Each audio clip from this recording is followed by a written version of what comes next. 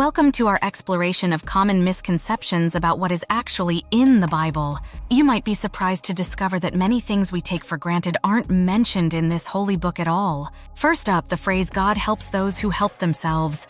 Despite its frequent use in religious conversations, this line is not found in the Bible.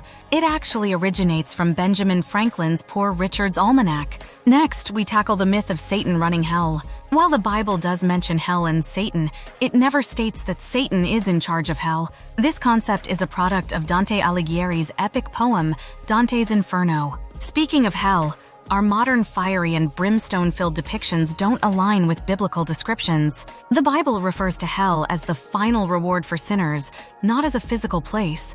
Remember Noah's Ark. Contrary to popular belief, the Bible doesn't state that only 2 of each animal were saved. It actually differentiates between clean and unclean animals, with up to 7 of the clean animals allowed on the ark. Did Adam and Eve really eat an apple in the Garden of Eden? The Bible doesn't specify.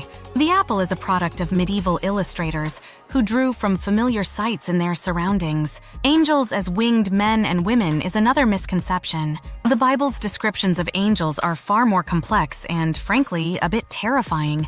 Why do we go to church on Sundays? The Bible doesn't designate Sunday as the holiest day of the week. This tradition was established by the early church due to the resurrection of Jesus. Was Jesus born on December 25th? The date was strategically chosen by the early church to coincide with an existing festival, Sol Invictus.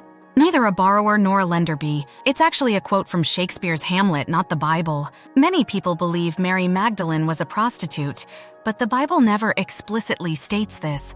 This misconception is a product of the medieval church. Money is the root of all evil, right? The Bible actually says, "The love of money is the root of all evil."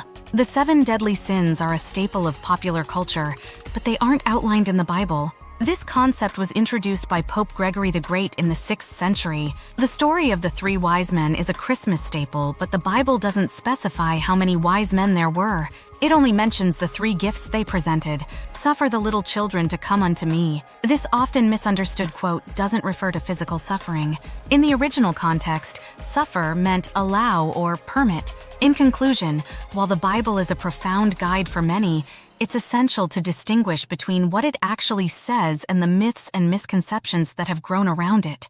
If you liked this video, consider subscribing to our YouTube channel so we can provide you all the latest viral content.